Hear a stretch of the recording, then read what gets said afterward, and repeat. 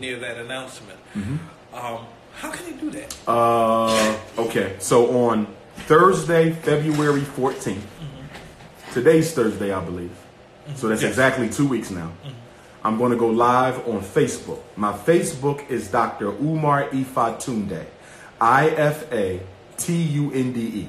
That's my Yoruba last name that was given to me. So Dr. Umar Ifatunde on Facebook and on Instagram at Dr. Umar Johnson. I'm going to go live simultaneously on both.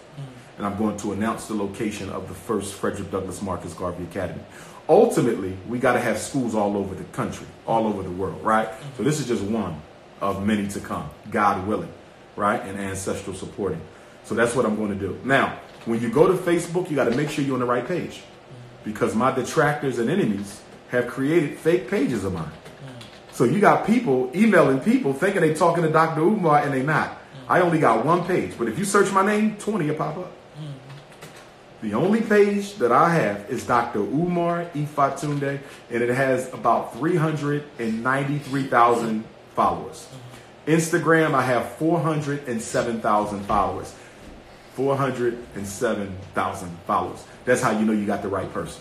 Also, if any of your parents or listeners need a one-on-one consultation with me, they need to talk to me about their kid, they need to look at the report, they can always email me, drumarjohnson@yahoo.com, or my website, drumarjohnson.com, or they can text my cell phone. I give my own number out. I've been doing it for years because my life is the liberation. And my cell phone number is 215-989-9858. I'm going to repeat it.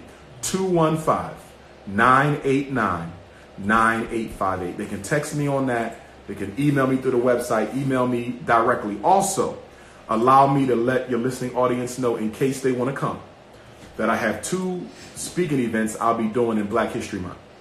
One is in the Bronx, New York City, the Bronx, boogie down. I've never been to the Bronx. I've been all through Brooklyn, all through Queens, all through Harlem, never been to the Bronx. Finally getting to the Bronx. I will be speaking at St. Helena's Church, 1315 Olmsted Avenue in the Bronx, New York, on Sunday, February 17th. Sunday, February the 17th, in the Bronx, New York City, at 5 o'clock. The very next Saturday, February the 23rd, I'll be speaking in Hamden, Connecticut.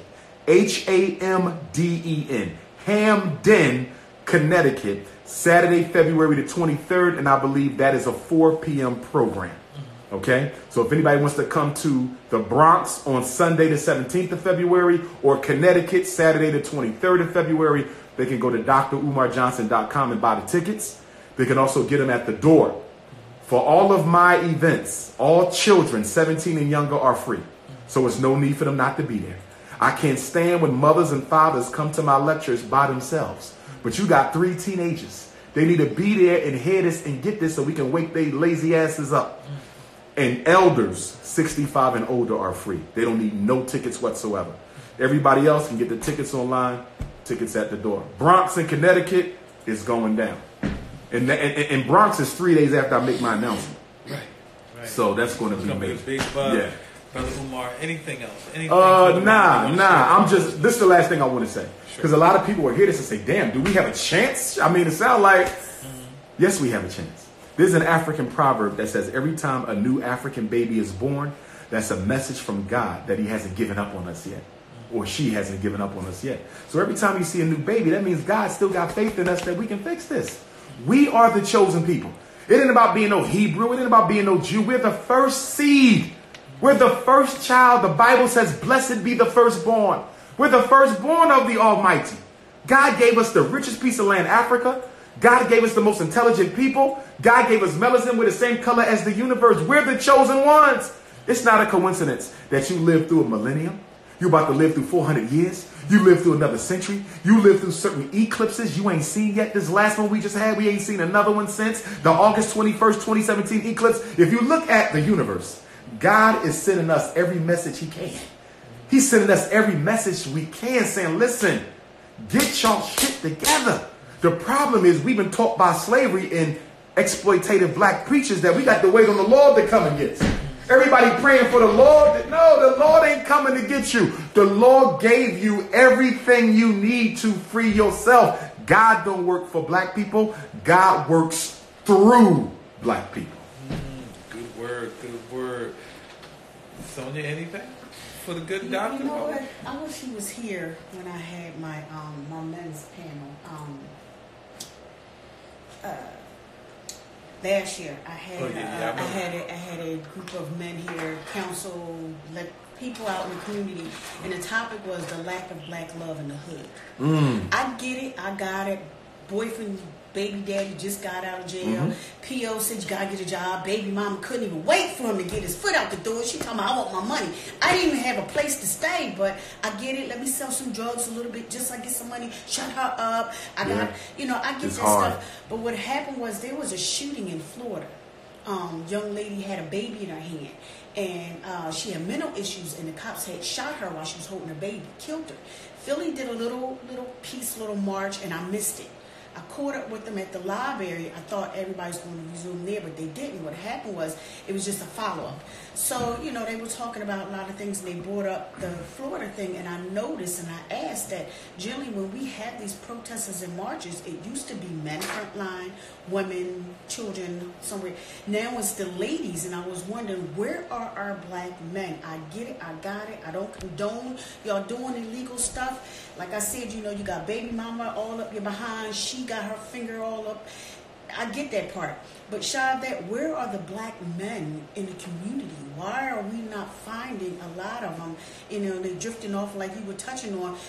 We got black men with white women and and what happened? So it came out. It came out kind of nice. It was, I tried to do a follow up. I had the ladies on. The topic on that one was oh my God, it made me forget what it was. But are we bitter or we misunderstood? Both. And only reason I say that because I was literally within blocks. I walked by and you can hear Becky. No disrespect, she was on the phone and she was. So you said Becky? Well, she was on the phone and oh my God. But this is as far as her conversation went. 2 blocks later, I lied to you now. I'm walking down the street. Why did I hear Rashima on the phone? Oh, no, you. And I'm like, why am I still listening to you 2 blocks later on the phone? So I'm like, wow, that was interesting. She was loud, but she was to herself. I get down here and I'm listening to her, and she's like, so I did that, and I asked, I had State Rep Morgan Cephas on, I had a lady from Delaware come on, a few other, and they didn't make it, and it was just asked, are we bitter? We just misunderstood, and then I had the youth come on and said, are you in a rush? Are they really in a rush to hug the grave?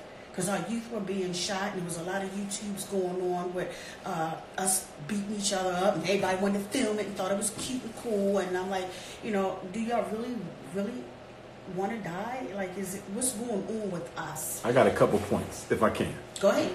Point number 1. Apples don't fall far from trees.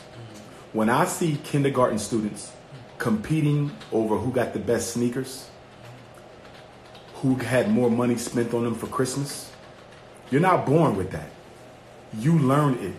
When I see first graders calling each other ugly, you too black, you too yellow, your hair too nappy, your lips too, right? They weren't born with that. They learn it at home. We are breeding nigglets. That's exactly what we're doing. And we're raising killers. And nobody wants to admit it. Nobody wants to admit it. See, there's a myth that slavery destroyed the black family. Not true. We remain married all through slavery. Look at the statistics. You don't see a decline in 2-parent-headed households until 1970. And as we said earlier, what happened in 1970? The deindustrialization of the black community. In other words, they made the black man economically irrelevant to the black woman. Let me say it again. They made the black man economically irrelevant to the black woman. When they started locking up black men in the 70s and 80s, the black woman should have fought for her man to be liberated so he could come home to his family. So guess what the white man said? He said, we can't have the black man and black woman working together. We cannot allow the black man and the black woman to work together. So this is what we're going to do. When we lock his ass up, we're going to give her welfare. Not because we care about her or her kids, but we need her to not need to depend on him. So when we lock him up, we're going to give her food stamps. We're going to give her Section 8. We're going to give her aid to family with dependent children. We're going to give her health care. We're going to give her, the government, everything that a man normally provides. So this way, he's totally useless to the woman from an economic standpoint. And when he gets out of jail, she'll have her doctorate. She'll have her master's. She'll have her own business. She'll be working for the mayor. She's already been indoctrinated enough to not want to be bothered with the black man and instead will be looking for a white man. Let me say this. The black man is the only man in America. The black man is the only man in America whose woman does not need him to survive economically. He's the only man in America whose woman does not have to respect him in order to survive. He's the only man in America whose woman doesn't even have to talk to him before she makes a decision. We have been politically castrated, and we have been politically castrated and economically castrated. And the problem is that the government working with the black church, has convinced black women that this Holocaust, this economic Holocaust against black men is all about poor morals. This ain't about no damn morals. This is about dollars and cents. No man is in a rush to get married if he can't care for his family. You follow me? When men have jobs, weddings go up. When men don't have jobs, weddings go down.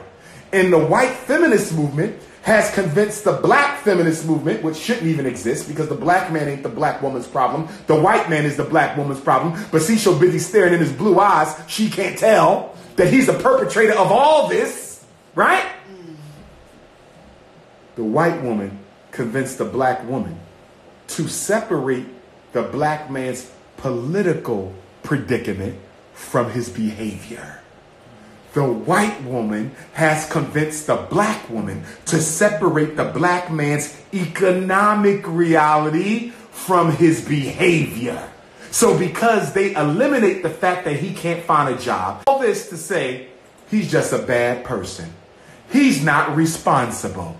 He don't want to do better. He's lazy. He just wants to rob and steal and sell dope. That ain't the case. Do we got some men who are degenerates? Of course. So do whites. So do Jews. So do Chinese. Degeneracy is not the product of any one people or culture. But they have convinced every black woman in Philadelphia that if the black man ain't doing right, it's because he ain't right. Criminals are not born. Criminals are made. Wow. They are made. And they are. It's a social political construct. It's a social. Let's go back 60 years in America. I'm just putting in my back end battery because I'm on Instagram Live, by the way. Okay. I got 750 people watching. That's right. Go back 60 years. Who were the drug dealers? Who was running the guns? Who had the gangs? Who was counterfeiting money? Who was selling the dope? I'll tell you who. Jews, Irish, Italians. What happened in 1940? The United States government decided to make Jews, Irish, and Italians white people. They were not considered white before 1940. Anybody can do their research. And then after they made them white, guess what they did? They gave them an economic stimulus package. They gave the Irish the police departments. They gave the Italians the fire departments. They gave the Jews the civil service jobs in all of your major metropolitan areas. I don't care if you in Philly, New York, Trenton, who own them city jobs and who decide who get married? Jewish Americans, right? Who gets the jobs? All we did was take over the criminal enterprise that ethnic Europeans left. Nobody said the Italians was born to sell dope. Nobody said the Irish was born to get drunk. Nobody said the Jews was born to sell the drugs. You follow what I'm saying? But soon when the black man sells the same drugs and dope that the Irish and the Jews were peddling, something's wrong with our DNA. We were born like this. We just have bad moral values. but y'all never said that about the Italians and the Irish. We're doing the same thing they did. The only difference is we can't be made white. We black forever. The only difference is they gave them an economic stimulus package. They've given us nothing. And that's why whenever you discuss black problems, if you notice, whenever you discuss black problems, they never want you to give them a history of the problem. Have you ever noticed when they had these conversations on TV? They said, well, slavery ended 153 years ago. Can we stop bringing that up? No, we can't. Because every problem black people got, slavery is the original catalyst. And then you bring up the civil rights era and Jim Crow and Willie Lynch. And guess what they say? That was 50 years ago. Can we stop talking about it? And guess what my answer is? Sure, we can stop talking about it as soon as you tell European Jews to stop bringing up Hitler's Holocaust, because that also was over 50 years ago. So if the Jews can talk about their Holocaust every day, all day, and produce 3 movies a year about it, I can talk about mine. What's good for the Jew is good for the African. Guess you heard that one. Look, we gonna thank you because you have no problem. Thank y'all. I'm hyped. February 14th. February 14th. I don't know what time I'm gonna go live. I'm gonna just pop on. I'm gonna announce it the day before though. Okay. A part of me says go live at midnight. Part of me says go live around noon. Another part of me says go live at 5 when everybody coming from whatever the spirit just dropped. But it will be February 14th. Disaster strikes. And one more time. Sure. People who want to follow you, yes, on social media, give your contact. Yes, if they want to follow me on social media, drumarjohnson.com. You can email me, drumarjohnson@yahoo.com. Instagram and Twitter at Dr. Umar Johnson. That's Instagram and Twitter, DRUMAR Johnson at Yahoo. Facebook, I use a different last name, only for Facebook, Dr. Umar Ifatunde. Go to the website, drumarjohnson.com. Please donate to the Frederick Douglass Marcus Garvey Academy. Checks and money orders payable to FDMG Academy to P.O. Box 6872, Philadelphia 19132. It's been 400 years. It's been 400 years. This year, we're going to fix it. I'm claiming it. This year, we gonna fix it. And anybody who wants to help me fix it, I will be hosting some meetings in February and March. I don't have them set yet, but I'll let you guys know so y'all can help announce. Free meetings where people can come and we can talk about what we can do to make the world better, make our communities better without no handouts from the white man. One of the problems I got when I go to these meetings in Philadelphia, these political meetings to deal with drugs, deal with gangs, deal with violence, deal with homelessness, deal with unemployment. You know what the first thing that gets brought up? How can we get some funding from the government? Black people spend $2 trillion a year. Black people spend $2 trillion. You got Chinese people who can't even speak English, waiting in Shanghai and Beijing with a one-way ticket on the cheapest airline they could find to the quickest black ghetto in America. And once they get here, they're going to get so rich off black folks, they're going to put every Chinese child they got through college. What the hell you mean we poor? If we're poor, how can Chinese get rich off us? If we're poor, how can the Arabs get rich off us? If we're poor, how can the European Jews get rich off us? We ain't poor, we got a poor mentality. We ain't poor, we got a poor mentality. Black people are 2 trillion. We're the richest group of blacks in the world. We're only 50 million strong, but we're the richest group of blacks in the world. 2019 is the year of African resurrection. And you heard it right here, Philly Hot Radio. That was the voice of Dr. Umar Johnson, who blessed us with his presence.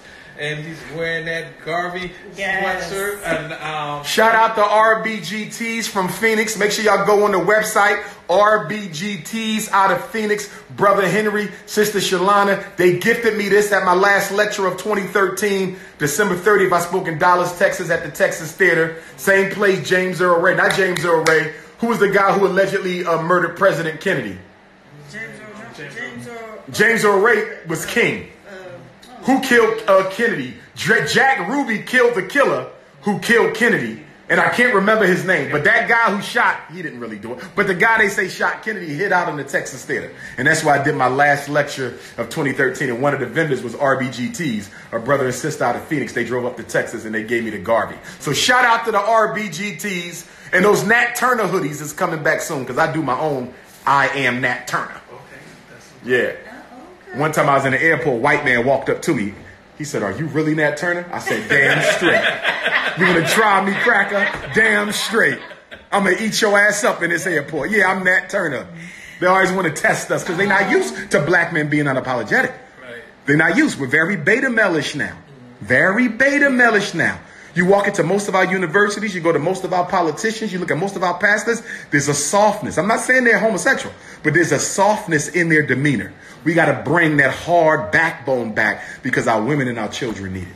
You know, Brother Umar, I was about to let you go, but it brings up a pet peeve, another Sure. pet peeve. This is Sure. pet peeve number 2. Greek letter societies. Mm-hmm.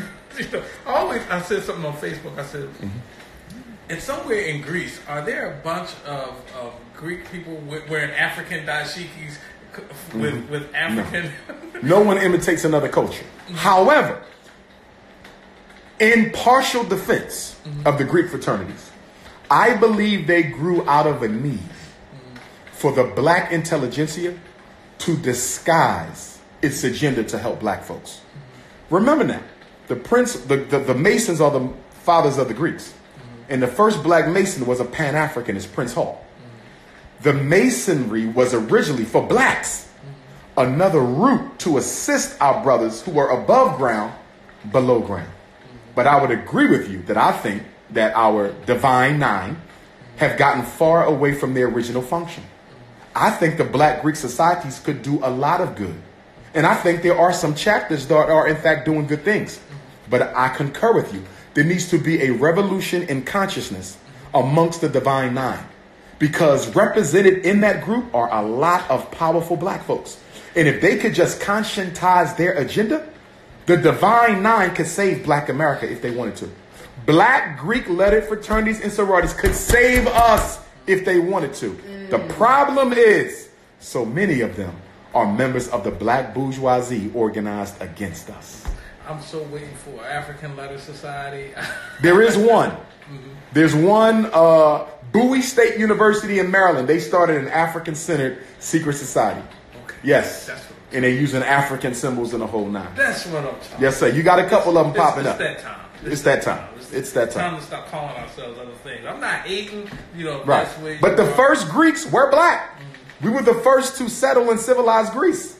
So the first Greeks were black. But to your point, most of the Greek lettered fraternities don't know that. They're not imitating us. They're imitating the Europeans. But again, I understand the clandestine and strategic reason for why they're blending in with the letters. Because the art of war is deception.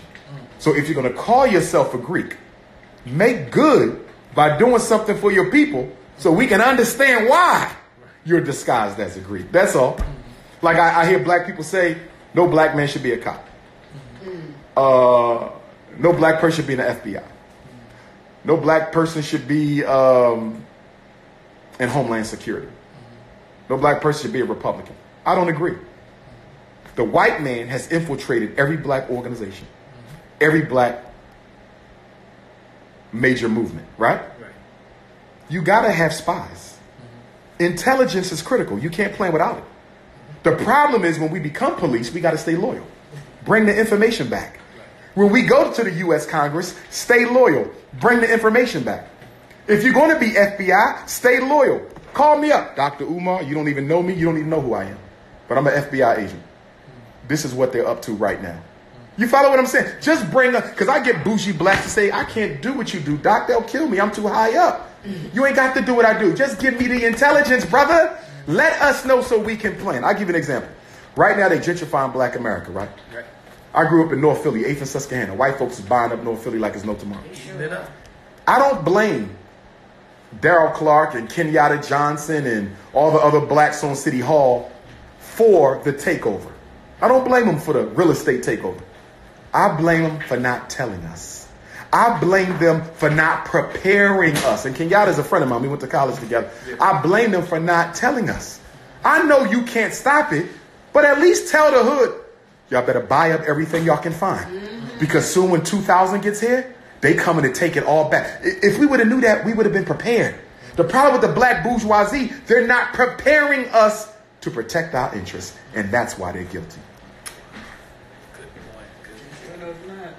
Brother Umar, we thank you again. Didn't I tell y'all, didn't I, Philly Hot listeners, didn't I tell you we was headed for some stimulating conversations? You sure did. I told you, right? You sure did. I prophesied More people want to sleep up in here. So look, I want y'all to listen to what you heard. Whether you agree or disagree, whatever, but listen. Yeah. Listening. And they don't have to be robots. I want to be clear. I don't speak for people to agree with me. I know it's the truth, but I don't need them to know it's the truth. My job when I do an interview is to stimulate you to think independently for yourself. To not just go along with what CNBC says, what CNN says, what Donald Trump says. My job is to create independent thinkers. We don't have to agree on everything. We just have to agree on certain things. Independent thought is what I'm looking to create. And an independent thinker cannot be a robot. So I'm not looking to make robots. Right, well, there you go, Philly Hot Radio listeners. Thank you, Sony of the Sony Show. Thank you again, Dr. Umar. So much, Dr. Umar. Always stimulating. But we're gonna go ahead and play something for you guys. You've been blessed. You've been. Go ahead and do your research. Go ahead and get into your closets and do your contemplation and all of that. And decide what you want to do to enhance our struggle. And we're gonna play something good for you. You got my music. Oh, I keep forgetting. My song's not gonna play? Yeah, I told you. I left it in Hong Kong. They said they was going to send it over to Germany. Well, you won't be listening to my music. You'll be listening to a facsimile No, it's there. coming. It said it take about 3 months for me to get it. They got to Canada, Russia, and then head over. I just get a feeling my song will never play. So I'm just gonna submit on that. 5 o'clock. Make sure you in the house. phillyhotradio.com. www.phillyhot2t's.com. Peace.